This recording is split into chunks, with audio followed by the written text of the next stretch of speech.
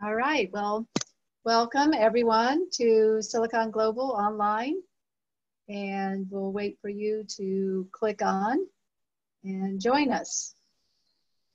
Well, today we have a wonderful guest, wonderful VC, Mohanjit Jolly, who I've known for many years, covering India and Silicon Valley, and any overlap with China, which increasingly there is overlap these days. But hi, Mohanjit, how are you? I'm doing well. Thank you for having me. Good, good. Well, let me just say a few words about Silicon Global and what we're doing. We have our regular sessions.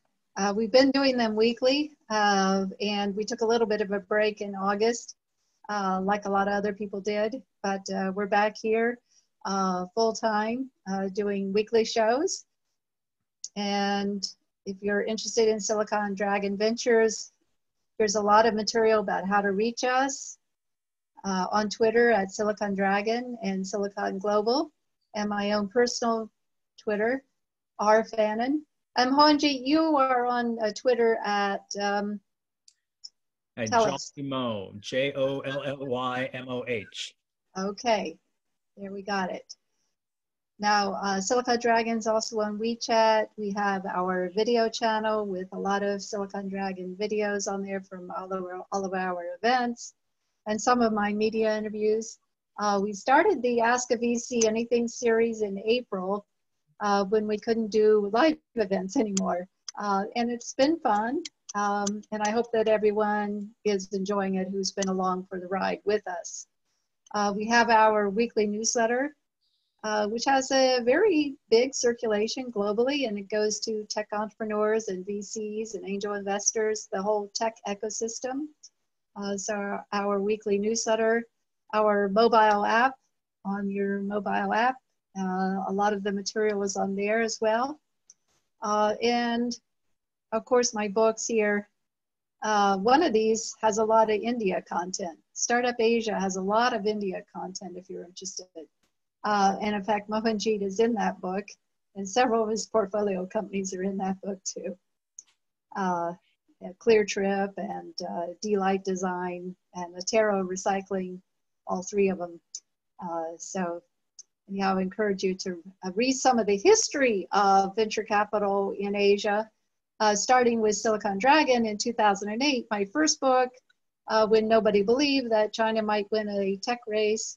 Now we have some evidence that things are mounting and that there is conflict happening between US and China and increasingly India as well over China's tech rise. So Tech Titans of China just came out a year ago.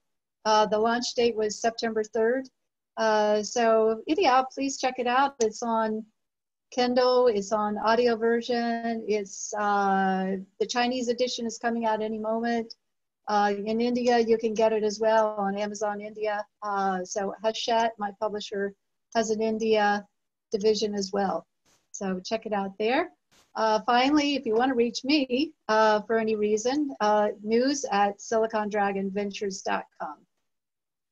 Okay, well, as I queued up earlier, we have our guest star today, Mohanjit Jolly, and he is now with Iron Pillar.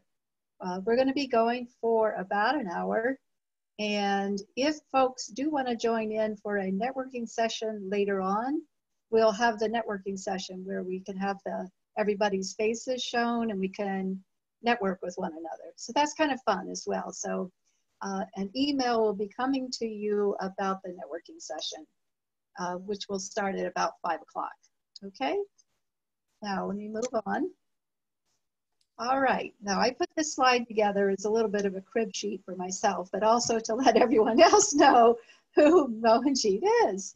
Maybe the shortest resume that yeah, one just glimpses at this, and I'll just use this. I'll use a snapshot of this to introduce myself going forward. Thank you. Yeah, okay, well, good. I hope I captured it right. I mean, there were some really interesting things in here about the MIT bachelor's and master's in aeronautics and astronautics. plus an MBA from UCLA. And then you worked on the Hubble Space Telescope at Perkin-Elmer, which was really interesting as well. And then you made the leap out west to Mattel in LA as a strategic planning director, working on tech toys, right? Barbie and Ken and technology. No, I'm just kidding. But I mean, I definitely Mattel really got into these techie toys. And so I think you were instrumental in helping them do that. Mm. And then from there, I think Guy Kawasaki called you up and asked you maybe you might want to stop playing with Barbie dolls and come to Garage Technology Ventures and do some venture investing with them. So that's when Garage Technology Ventures was going very strong. And actually, I remember this period very well, 99, 2000, this whole period in here. I mean, Mohanjit, you can stop me at any time during this and add color if you want. No, actually, so a couple of things. One is a minor correction. So the company that I worked for in the Hubble context was iTech Optical Systems, which you mentioned. Okay. Perkin-Elmer was a different company that won the primary contract for Hubble, but when the issue occurred, Perkin-Elmer then came to iTech, said, hey, can you help us fix it? So that was the relationship. And eventually, believe it or not, Perkin-Elmer, which later became Hughes, ended up buying iTech. So it was a little bit of a Pac-Man thing going on in the space at the time. And on Garage, we ended up morphing. Initially, it was just called garage.com. It was, think about it as an Angel List 1.0, where the idea was to create matches between seed stage technology entrepreneurs on one side and accredited investors, angels, VCs, corporate investors on the other. And we had a phenomenal run during that time period until, of course, the dot-com bubble burst and we had to reinvent ourselves. And the reinvention from garage.com was to a seed stage venture capital firm called Garage Technology Ventures in early 2000, I want to say 2002, 2003 timeframe. Mm-hmm. And so I became an accidental venture capitalist with that pivot at that time. Okay, an accidental venture capitalist. Yes. I remember that time very well because I joined Red Herring Magazine at about that time. And when I joined, we all new hires were told we were going to get rich when the publication went public. Right. Of course, that never happened. But it was an interesting ride, a roller coaster for sure. Yes. And, from there I jumped off and I did India and China, which were fascinating and just caught that timing just right. So then tell us how you went to Draper Fisher right after that. Yeah, so this is a really interesting story. I was still at Garage late 06. I ended up going to India saying, hey, maybe I can raise some LP money for Garage's second fund, which we were contemplating. And it turned out that virtually every one of our seeded companies was sending business back to Infosys, Tata, Wipro, et cetera. And I said, wait a minute, maybe those guys have an interest in becoming an LP in a US-based fund, a Silicon Valley-based fund. And if so, they would get early dibs on these companies that are, willing to do business with the IT services companies. So anyway, the LP thing never materialized, but I was invited to come and speak at the Indian School of Business in Hyderabad. And it was there that I happened to sit on a business plan judging jury. And next to me was a gentleman named Raj Atluru. And Raj used to be a partner at DFJ, and I had known him since joining Garage back in '99. And I said, what in the world are you doing in Hyderabad? And he said, well, Tim Draper and I have been investing in India for the past few years, and now we've raised a large fund, and we want a partner level person to set up our India operation. We actually don't have a presence on the ground. Do you know of anyone? And I said, well, let me put my turban in the ring, and why don't you think of me as a possibility? So, because my wife and I, she's also Indian, we had said, look, our kids are young. We had 3 under the age of 6 at the time. We said, if we're going to do something this crazy in terms of moving to a different part of the world, now is the time to do it before, kids get embedded in their schools and friends and so on and so forth. So yeah, so in 07, lock, stock, barrel, ended up moving to India, not knowing a soul, and a heck of an experience, heck of a transient. But it was just a wonderful experience being there, for 5 years on the ground in India before coming back, to Menlo Park. Yeah, it was a very pivotal time. I remember India Tech was really just starting to, move on from outsourcing and become much more tech-centric. Right. And so some of these companies that you invested in, Delight Design, Terra Recycling, and ClearTrip, they were all kind of pioneers in the India tech space. And they still exist today, right? Oh, absolutely. Absolutely. I mean, look, now this is my DFJ avatar. I'd love to, we'll talk about Iron Pillar and some additional companies that are under that umbrella now and doing phenomenally well. But you're right. I mean, Delight it got started in 2007 based on a business plan competition that they won. And DFJ actually wrote the first 250K check. So basically the day I joined DFJ, Tim Draper basically told me, hey, Mohanjit, here you go. Here's the first company that you're going to be involved with. And it's called Delight. And there were two young, entrepreneurs out of Stanford with a 250K check and a prototype saying, let's go, make something happen. So that's been a phenomenal journey. And it's a prototypical example of a do good, do well company. So one of their KPIs or OKRs or whatever 3-letter acronym you want to use, how they have impact is how many lives have they actually impacted. So that number phenomenally is north of 100 million lives throughout India, Southeast Asia, and Africa, where they've brought either solar home systems, so people who are off grid or off reliable grid, and as well as digital sort of solar lanterns or solar lamps or lights to others, so that kids can study not by a kerosene lamp, but rather through a clean, solar-enabled lighting mechanism, which is phenomenal. And then Terra was the first real e-waste, sizable or scalable e-waste recycling and lithium-ion battery recycling company that's still around and doing well, and hopefully going to a different orbit altogether. And ClearTrip is a different animal altogether. I invested when they were very, very small, and they grew phenomenally well until, of course, COVID hit. So they've had to, pull back the reins, adjust, and look at a different kind of trajectory going forward, given the fact that they're, a leading travel player, which is one of the industries that's been impacted.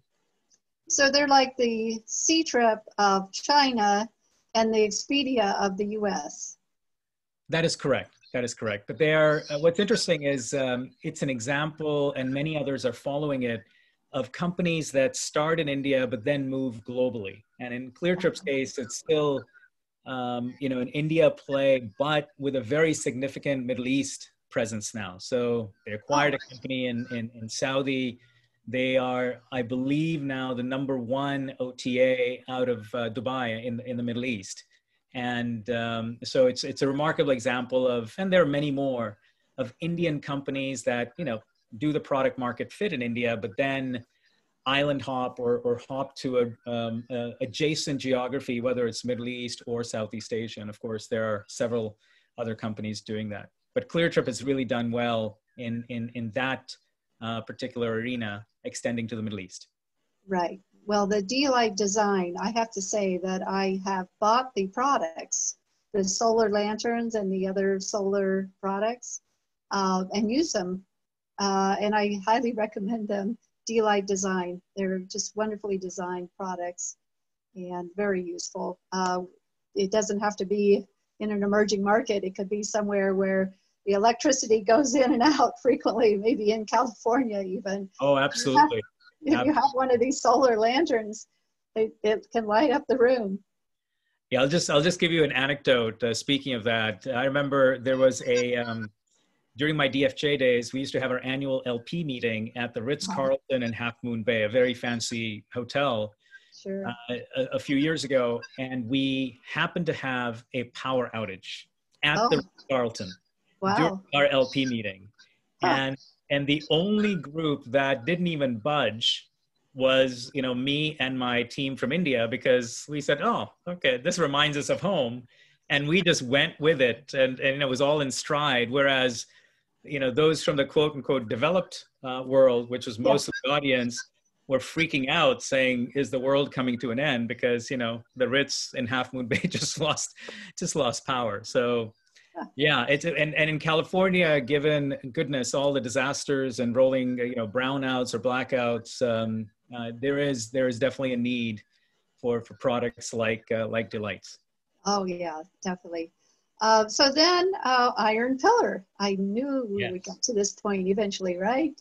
Just a little patience, everyone out there. Okay, 2016, you joined Iron Pillar. Tell us about Iron Pillar, and I'm going to bring up the next slide to make it a little easier for you. Of course, of course. So there you go. There's a snapshot. So look, when I came back from India, this is sort of 2012, I was managing several investments in India, was going back and forth, and I started making investments in the US. But I was living this sort of schizophrenic life, right? So was I a Silicon Valley guy, or was I somebody who was passionate about India? And I had to make a decision eventually. Okay. And so in 15, I, in part thanks to my much better half, who's very much to the point and saying, you know what, you're trying to do too many things. You just need to decide which way do you want to go. And my heart, my passion was being able to have an impact in the Indian ecosystem overall, whether it's bringing best practices to India and Indian entrepreneurs, or helping Indian entrepreneurs actually get established globally, especially here in Silicon Valley. So in 15, amazingly enough, as I'm going through that introspection is when my now partner, Anand Prasanna, approached me and he said, look, there's this mid-stage gap in the Indian venture ecosystem. So there's a lot of activity in the seed and early stage side, and there's a fairly significant activity on the late stage private equity side, but there's really nobody who's been purpose-built from the ground up doing, call it Series Bs and Cs, primarily, $10 to $50 million round sizes. And so we think there's an opportunity. And that's precisely the gap that I had felt while I was with DFJ and making these sort of Series A early stage investments in India, because I wouldn't have a go-to player for the Series B, because the company was clearly not profitable at that point. And, so there was sort of this no man's land. And we felt that, somebody had to be a bespoke team, a bespoke sort of vision to bridge, from that Series A to the point where, let's say, a company is close to profitability or profitable. And so that's the space that we wanted to occupy. And so the team came together in early 16. We did not raise money in 16. We actually met a ton of companies, invested in a couple, one called Now Floats, another one called Bluestone. Now Floats, by the way, we exited, as you've indicated here, to Reliance in December of last year. And, in 17, we started raising money, and we ended up closing on 90 million in commitments by roughly middle of 18. And so we have deployed, or not deployed, but committed that 90 million across 8 companies. We also realized that, and these are Series B and C, as I mentioned earlier, we also realized that we did not have ample reserves to double down on our winning companies from Fund 1. And therefore, we embarked on, raising what we called a top-up fund. And amazingly enough, we got oversubscribed in a matter of, less than 2 months, 7 weeks. And we ended up raising 45 million in the middle of this pandemic. And those companies are doing remarkably well and actually seeing tailwinds in this environment. Are these companies down here, Fresh to Home, Certify, and Unifor, they're all in this top-up fund? That's right. It's not Uniphone, it's Unifor with Unifor. Not N, but yes. So Fresh to Home, just to double click on those, Fresh to Home is the leading online, or actually omni-channel, multi-channel fish, poultry, produce, dairy company for India, and they've just extended into the Middle East. Okay. The second company, and they're absolutely killing it, by the way. So they've grown several fold in about 15, 16 months since we invested early part of last year. Yeah. Servify is a device lifecycle management and after sales service company, but through a asset light software only model. And they are doing phenomenally well. So think about, they run things like Apple Plus and Samsung, or Apple Care and Samsung Care in India, and they're being pulled by their OEM partners to other parts of the world, including Europe and the US. And then Unifor is one that, where I invested last year. It's a conversational AI and voice analytics platform, specifically going after call centers and customer service vertical. And again, they have grown multifold this year, and you'll be hearing a lot about them going forward. This is a company that is one of the largest investments, by the way, by John Chambers, the former CEO of Cisco, and he talks about Unifor every chance he gets, which is a fantastic PR catalyst for the company. So yeah, these three companies have grown their top line several fold just this year. And I think I read that Unifor, or Unifone in this case, actually is for non-English speakers. Is that right? That's correct. Actually, I thought that was really interesting. Yeah, so I'm glad you brought that up, because it's a global play, right? So going after companies that have a global presence, whether they're a BPO or whether they're in the customer service arena, or they're a multinational, where customers are global. And so it provides AI-enabled customer support in over 100 languages. And so recently, I think just in the last few days, there was an interesting article that came out in the Indian media around how, especially in this environment where customers cannot go and visit a particular provider of a product or a service, they have to be able to call in. Unifor has seen a significant sort of uptick, not only just in terms of adoption by customers, but really adoption by their customers, right? So the inbound call volume has gone up in different languages. And as a result, the ROI that Unifor has been able to deliver for their customers, whether they're banks or telcos or other retailers, et cetera, has been phenomenal, because these companies have not had to add headcount necessarily to be able to address the call volume and the deluge that has come from from customers who are sort of stuck in their homes, and there's no way to interact with the service provider other than calling in. And oh, by the way, I mean, think about it, right? So when somebody calls in a customer service type of a situation, and this is true, by the way, for Unifor and for Servify, and I'll get to Servify in a second, but for Unifor, it's when something goes wrong, right? When something goes wrong, you pick up the phone and say, okay, this is not working, or this website is, I'm not able to fill out this form, et cetera, et cetera.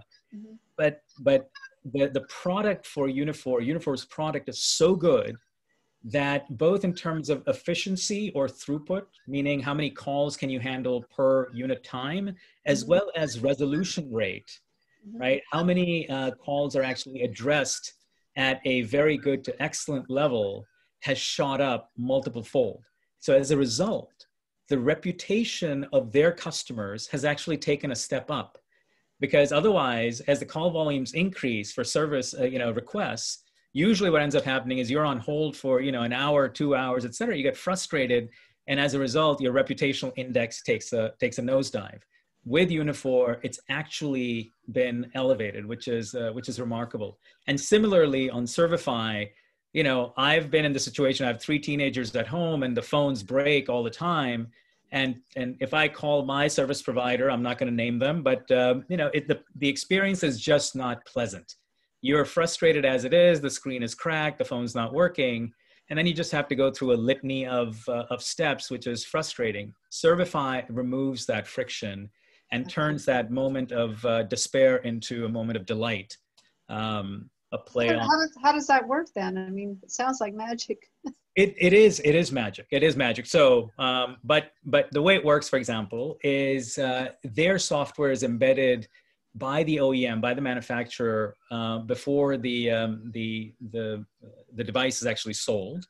And what it does is it manages and measures both the hardware as well as some of the preloaded software and things like your screen from the inside. So they have IP around something like, hey, is the crack on the screen a hairline fracture or a catastrophic failure? Because there's a lot of fraud in this business as well.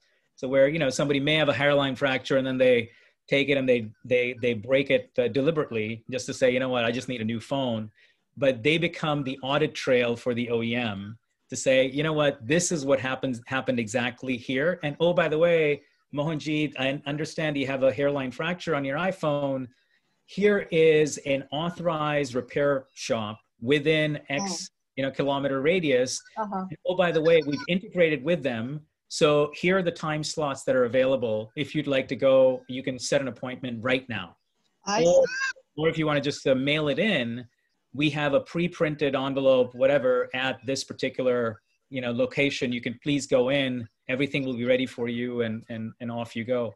So it really works well from that standpoint. And then folks like Apple care a lot about making sure that it's Apple authorized parts that go into the phones, because India being India and other emerging markets, if you can find something that's an order of magnitude cheaper that kind of does the trick, you may go ahead and opt for that. But in their case, again, they're the system of record for the OEM, and they'll be able to detect that, hey, it's not an authorized part. And oh, by the way, for this warranty to be valid, you have to go to this particular place, which is an authorized repair shop, because we know they're going to be using authorized parts. So it's a win-win for everybody, for the end customer, definitely for the OEM, and even for the retailer who gets a little bit of margin on the warranty upsell.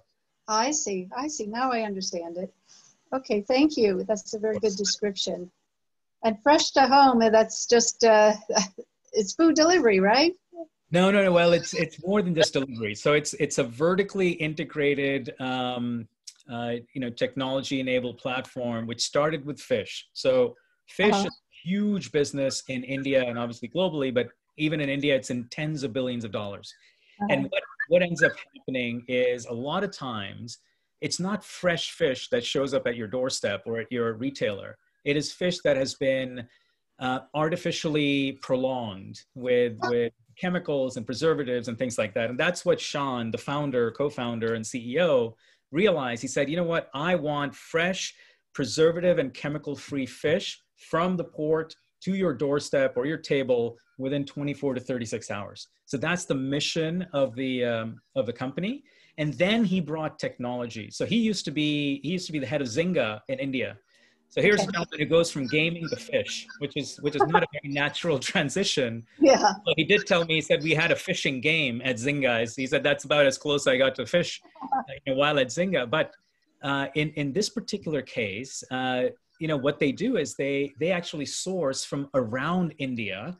And so they have real-time pricing knowledge of what kind of fish is being sold at what price per ton or per kg, et cetera. Because again, depending on the way the wind moves and the waves move and the shoals move, you get different catch, both in terms of types and quantity in different parts of India. And so if he's able to source, economically, I think there's a ton of value that can be created, almost pseudo arbitrage, if you will. You just acquire where it's cheapest, and you make sure you have your supply chain figured out. You get the catch back to the hub. One of the bigger hubs is in Bangalore, where the fish gets cleaned. It's a pristine environment. And then either you use captive two-wheelers and trucks to get it to the points of distribution, or you fly it on an Indigo flight to Delhi for that particular market. And that was the aha moment for this company, by the way, where they said, wait a minute, we're flying fish from Bangalore to Delhi to serve that market. We could just as easily do the same by flying from Bangalore to Dubai. And there, because let's say it's a 3-hour flight, not a 2.5-hour flight. Yeah. And so what's amazing is that particular market is craving for fresh fish and are not as price sensitive. So the margins are actually better. And therefore, on a blended basis, I mean, these are ridiculous numbers that we see with this company. And not only that, it's a habit-forming behavior. meaning that people who buy, let's say in month 2 or 3, continue to buy in month 36, right? It's becomes a subscription business at that point. I see. And the unit economics are absolutely unbelievable. So See. Each one of these, while I can't give you specific numbers, we think has a shot at at returning, if not the entire fund, then a meaningful portion of the fund. Each one of them. So we're very, very excited. Okay, well that's a good segue into the next question, and then into our venture chat here. And I love this photo of you, Mohanjit. It really captures you. Your insight. For the audience, I was mentioning to Rebecca, it's about 12 years old, so it doesn't show the gray as much. Yeah, I don't know. You look the same. So, but yeah, I do like that photo, and so I thought I'd use it. Yeah, look. So you mentioned that these companies have the potential to really return the fund, and so I'm curious to know. I mean, how is that going to happen? Do you think that's going to happen through acquisition? Is it an IPO? And that leads me into my question about whether India Tech, which has been the theme for a couple of years now, as long as I've covered India and China, that India Tech would catch up to China. And, in my mind, it hasn't happened yet, but maybe it's about to happen. Can you talk about some of those issues? Yeah, I'll try to weave in a bunch of different things that are going through my mind. So look, when I moved to India, you know this time because that's when we first connected. Yes. Is 2007, and I remember going around and telling entrepreneurs that you guys are not thinking big enough. And I remember DFJ, our logo was a globe with a triangle, like change the world, think big. That was the before the hashtag world, that was really our internal hashtag. And so, I used to go around sort of scolding entrepreneurs that, you're just thinking, hey, if I get to 10 million in revenue, that's a huge outcome. And then I realized, as I progressed through my journey and I've seen India evolve, that it is a notion of a flywheel effect, right? So success begets success. And so once, let's say, the Flipkart moment happened in 2016, that was the... Explain to people the Flipkart moment. I know what it is, but explain.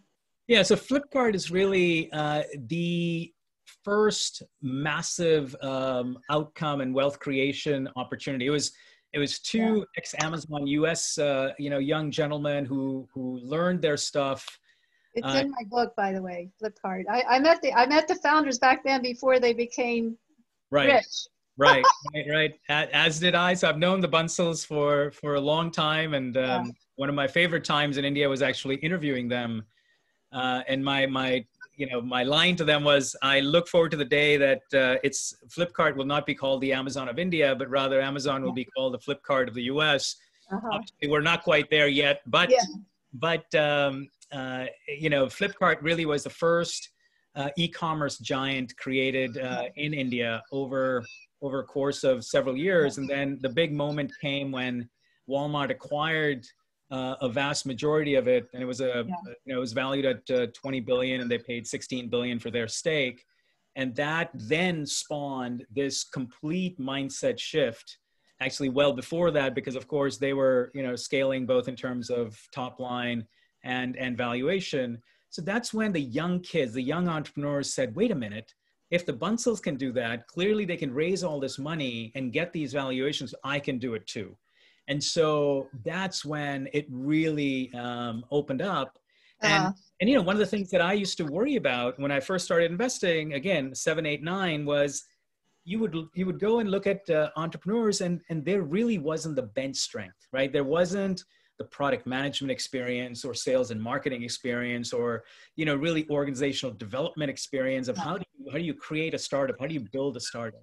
Yeah. But now that there's been this sort of, virtually, thousands of brilliant people who've been trained within, successful and potentially failed startups, they've realized, what it takes to make it work. And so now if I look at an entrepreneur, they'll say, oh, you know what, this is my 4th startup. I've founded one before, and I've worked at, Ola, Oyo, this, that, Flipkart, and the other.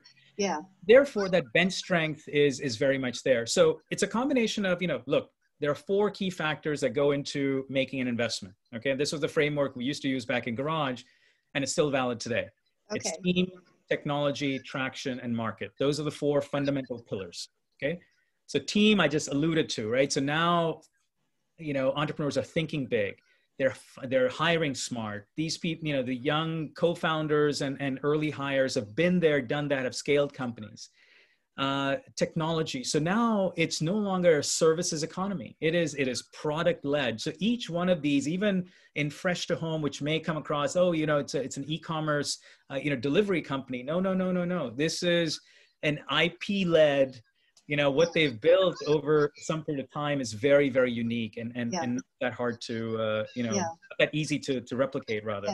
Yeah, and I think that's a good point, because a lot of people just associate India with outsourcing in the past, but that's history. That was Wipro, Infosys, and those companies, Genesis, but it's moved on. And, but anyhow, keep going with your team and technology. Yeah, and team, technology, then traction. Traction meaning, right, is there a product market fit? Can you get to early customers? I mean, I am seeing, and I tend to focus more on the enterprise side, not on the consumer side. So companies more like Unifor and Servify rather than fresh to home, although my partners are much more adept at both.